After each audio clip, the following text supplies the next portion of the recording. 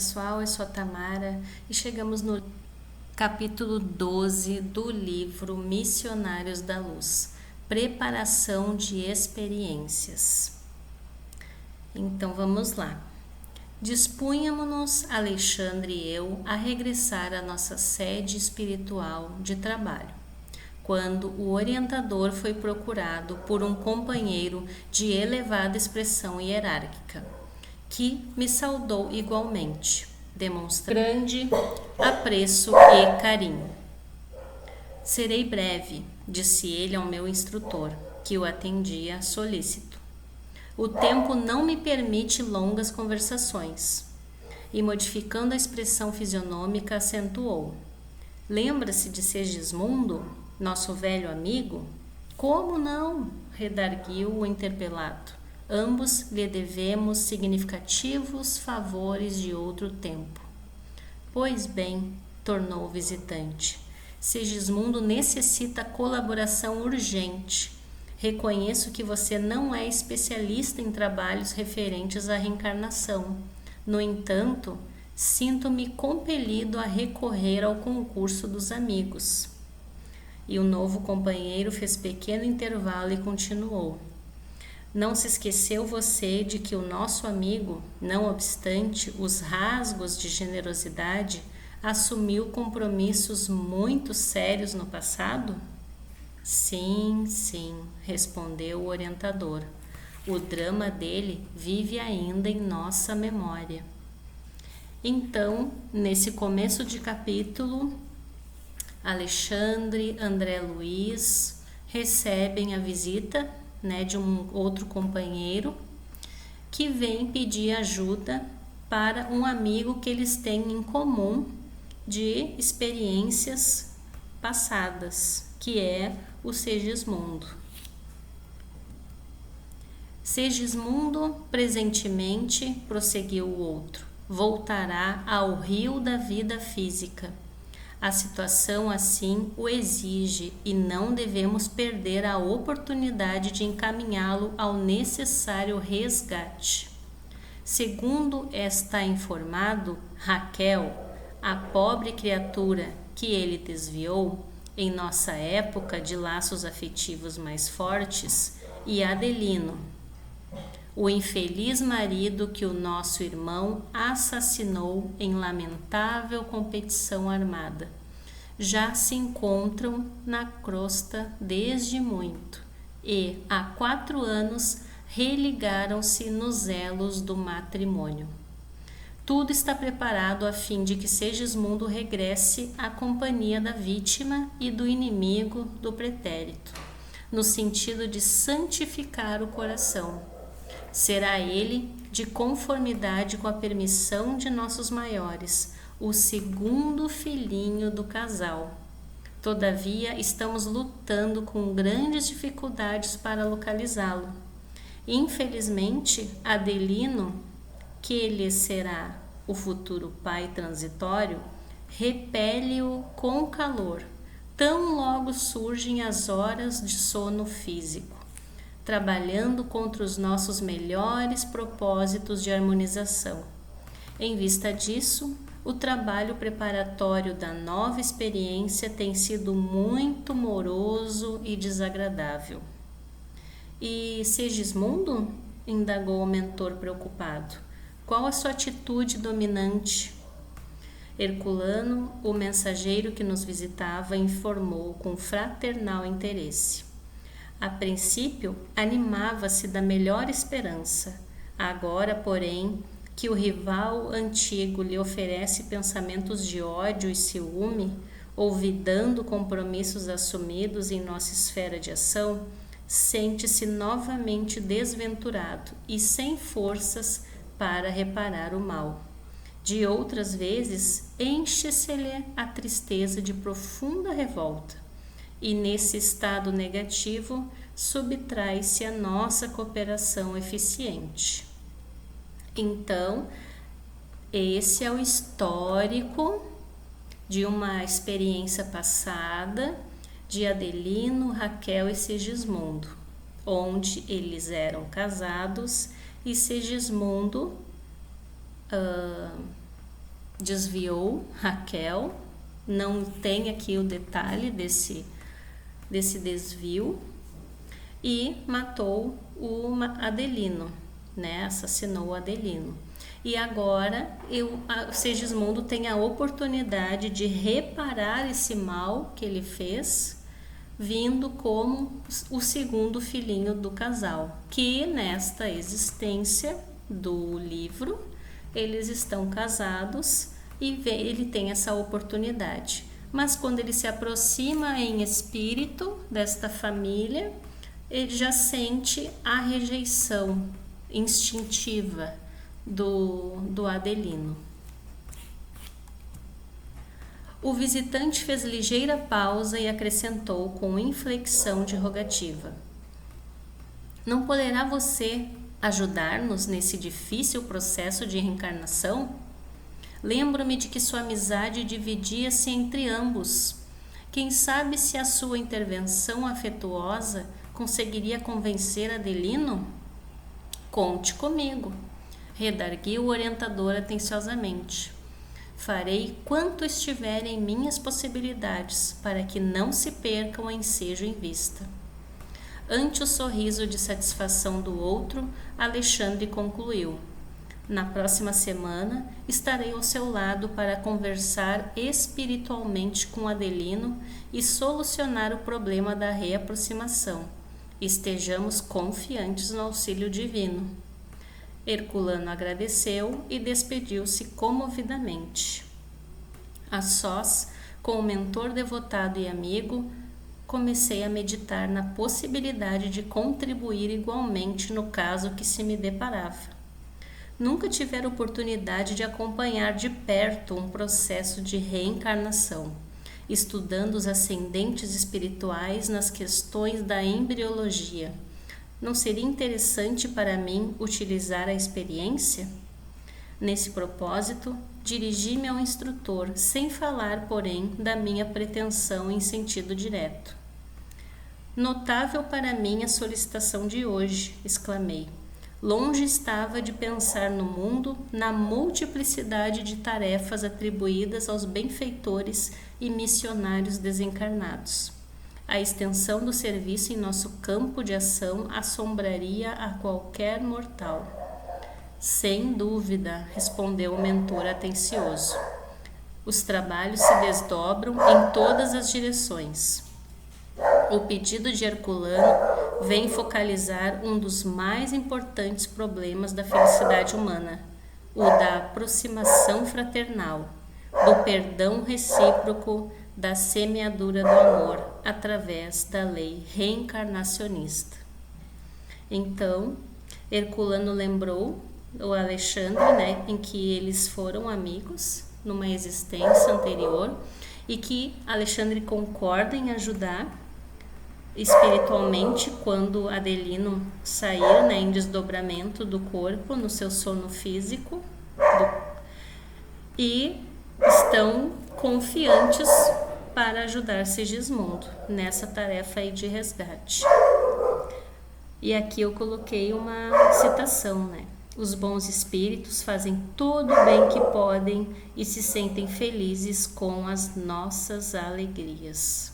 Então, também nesse slide, André comentou que está percebendo toda uma gama de trabalhadores desencarnados no bem nos diversos setores da vida. E agora ele vai descobrir trabalhadores desencarnados no bem para o auxílio na reencarnação. Alexandre meditou alguns momentos e continuou. O caso é típico. O drama de Segismundo é demasiadamente complexo para ser comentado em poucas palavras. Basta, todavia, recordar que ele, Adelino e Raquel são os protagonistas culminantes de dolorosa tragédia, ocorrida ao tempo de minha última peregrinação pela crosta. Em seguida, a uma paixão desvairada, Adelino foi vítima de homicídio, Segismundo do crime e Raquel do prostíbulo. Desencarnaram cada um por sua vez, sob intensa vibração de ódio e desesperação, padecendo vários anos em zonas inferiores. Mais tarde, por intercessão de amigos redimidos, os antigos cônjuges obtiveram a volta ao corpo físico, a fim de santificarem os laços sentimentais e se reaproximarem dos antigos adversários. Mas, como acontece quase sempre, os heróis na promessa fraquejam na realização, porque se apegam muito mais aos próprios desejos que à compreensão da vontade divina. De posse dos bens da vida física, nega-se Adelino a perdoar, recapitulando erradamente as lições do passado. Antes mesmo da reencarnação do antigo transviado, já se manifesta contrário a qualquer auxílio. Sempre o velho círculo vicioso, quando fora da oportunidade bendita de trabalho terrestre e vendo a extensão das próprias necessidades, desvela-se o companheiro em prometer fidelidade e realização, mas, logo que se apossa do tesouro do corpo físico, volta ao endurecimento espiritual e ao menosprezo das leis de Deus. Calou-se o mentor por alguns instantes, acentuando em seguida: buscarei, porém, chamá-los à recordação dos compromissos. Então, aqui nesse slide parece que Alexandre está dizendo que Adelino e Raquel, quando eles estavam no plano espiritual antes de reencarnar na Terra, eles já haviam conversado sobre essa situação e o Adelino já tinha concordado em dar a chance para o Segismundo. Mas isso foi lá no plano físico, no plano espiritual, né? E aí quando ele veio para o plano físico, volta aí esses sentimentos, esse repelir, né, a aproximação do Segismundo, e aí instintivamente, inconscientemente, ele nega, ele se afasta, ele não quer saber. E aí uma situação para a gente pensar, né? Quantos acordos combinados a gente talvez tenha feito no plano espiritual, e aí chegou aqui, o que será que a gente está repelindo, está instintivamente, inconscientemente, a gente está negando, a gente está se afastando? Vamos pensar. E aqui eu trouxe um recorte do livro Céu e Inferno, onde diz o Código Penal da Vida Futura. A reparação, que é o que o Segismundo quer fazer com Adelino e Raquel, porque sabe que fez errado e agora tem a chance de reparar, consiste em fazer bem àquele a quem se fez mal. Quem não repara suas faltas nesta vida, por impotência ou má vontade, encontrar-se-á numa existência ulterior em contato com as mesmas pessoas que tiveram queixas dele, e em condições escolhidas por ele mesmo, de maneira a poder provar-lhes sua dedicação e fazer-lhes tanto bem quanto lhes fez mal. Mais uma questão para a gente pensar, né? Quem são as pessoas que estão conosco na família, os nossos colegas de trabalho, né? Amigos, vizinhos, conhecidos. Quem sabe, né? São acordos, são oportunidades de reparação. Neste interim, entendendo que a oportunidade era preciosa, solicitei: ser-me-ia possível acompanhá-lo? Creio que aproveitaria muito.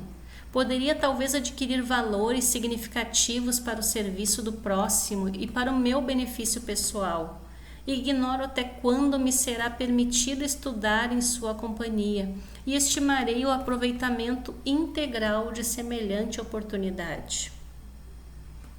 Alexandre sorriu compassivo e falou: não tenho objeções. Entretanto, não creio deva seguir os trabalhos sem algum conhecimento prévio do assunto. Em toda edificação verdadeiramente útil, não podemos prescindir da base.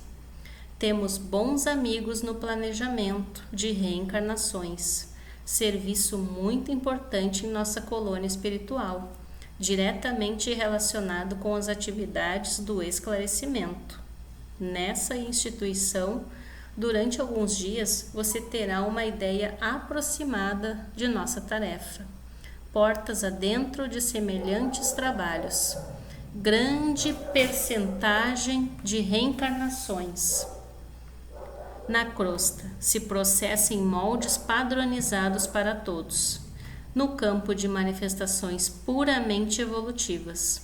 Mas outra percentagem não obedece ao mesmo programa, elevando-se a alma em cultura e conhecimentos e, consequentemente, em responsabilidade, o processo reencarnacionista individual é mais complexo, fugindo à expressão geral, como é lógico. Em vista disso, as colônias espirituais mais elevadas mantêm serviços especiais para a reencarnação de trabalhadores e missionários. Aqui nesse slide, André está empolgado com essa situação e ele quer acompanhar. E ele pergunta para o Alexandre, que concorda que ele acompanhe, mas que ele precisa ter aí um conhecimento, ele precisa saber aonde que ele está entrando. Então ele sugere que o André vá para o Ministério lá do Esclarecimento, o planejamento de reencarnações, e que ele estude, que ele veja como que é, para ele poder acompanhar o caso do Segismundo. As explicações eram sedutoras e relevantes, e compreendendo a importância dos esclarecimentos para meu pobre espírito, Alexandre continuou. Quando me refiro a trabalhadores, falo dos companheiros não completamente bons e redimidos, mas daqueles que apresentam maior soma de qualidades superiores, a caminho da vitória plena sobre as condições e manifestações grosseiras da vida. Em geral, como acontece a nós outros, são entidades em débito, mas com valores de boa vontade, perseverança e sinceridade, que lhes outorgam o direito de influir sobre os fatores de sua reencarnação, escapando de certo modo ao padrão geral. Claro que nem sempre tais alterações se verificam em condições agradáveis para a experiência futura. Os serviços de retificação representam tarefas enormes. E desejando imprimir fortemente em meu espírito a noção da responsabilidade, o instrutor prosseguiu, tornando mais grave a inflexão da voz. O problema da queda é também uma questão do aprendizado e o mal indica posição de desequilíbrio, exigindo restauração e corrigenda. A evolução confere-nos poder, mas gastamos muito tempo aprendendo a utilizar esse poder harmonicamente. A racionalidade oferece campo seguro aos nossos conhecimentos. Entretanto, André, quase todos nós, trabalhadores da Terra, nos demoramos séculos no serviço de iluminação íntima, porque não basta adquirir ideias e possibilidades. É preciso ser responsável e nem é justo tenhamos tão somente a informação do raciocínio, mas também a luz do amor. Então, aqui nesse slide, Alexandre está explicando que somos muitos os espíritos que temos débitos, estamos em reparação, processos de reparação, porque já estamos adquirindo um raciocínio sobre as coisas, sobre as nossas atitudes, os nossos atos, mas está faltando o amor. A gente entende, a gente percebe que faz errado, mas a gente lê, a gente busca, mas está faltando a prática, né? O exercício da paciência que tanto a gente lê nos livros, né? Do ajudar, aí a gente se depara escolhendo quem a gente ajuda, ou agora eu não quero ajudar. Então a gente tem boa vontade, mas a gente tem muitos empecilhos arraigados de existências passadas, que por isso estamos aqui, né? Para retificar, para nos exercitar sempre na prática do bem e deixar as práticas inferiores cada vez mais de lado, né? Daí as lutas sucessivas em continuadas reencarnações da alma, exclamei vivamente impressionado. Sim, continuou meu amável interlocutor, temos necessidade da luta que corrige, renova, restaura e aperfeiçoa. A reencarnação é o meio, a educação divina é o fim. Por isso mesmo, a par de milhões de semelhantes nossos que envolvem, existem milhões que se reeducam em determinados setores do sentimento. Porquanto, se já possuem certos valores da vida, falta-lhes outros não menos importantes, identificando-me a dificuldade para compreender-lhe o ensinamento de maneira integral. Meu orientador voltou a dizer: embora na condição de médico do mundo, acredito que você não tenha sido completamente estranho aos estudos evangélicos. Sim, sim, retruquei. Tenho as minhas recordações nesse sentido. Pois bem, o próprio Jesus nos deixou material de pensamento para o assunto em exame, quando nos asseverou que se a nossa mão ou os nossos olhos fossem motivo de escândalo, deveriam ser cortados ao penetrarmos no templo da vida. Compete-nos transferir a imagem literal para a interpretação simples do espírito. Se já falimos muitas vezes em experiências da autoridade, da riqueza, da beleza física, da inteligência, não seria lógico receber idêntica oportunidade nos trabalhos retificadores? Compreendera claramente onde Alexandre pretendia chegar com os seus esclarecimentos amigos. É para a regulamentação de semelhantes serviços que funciona em nossa colônia espiritual, por exemplo, o planejamento de reencarnações, onde você terá ocasião de recolher ensinamentos preciosos. Aqui então Alexandre explica que nós temos várias existências, nós passamos por várias existências e ainda teremos várias existências.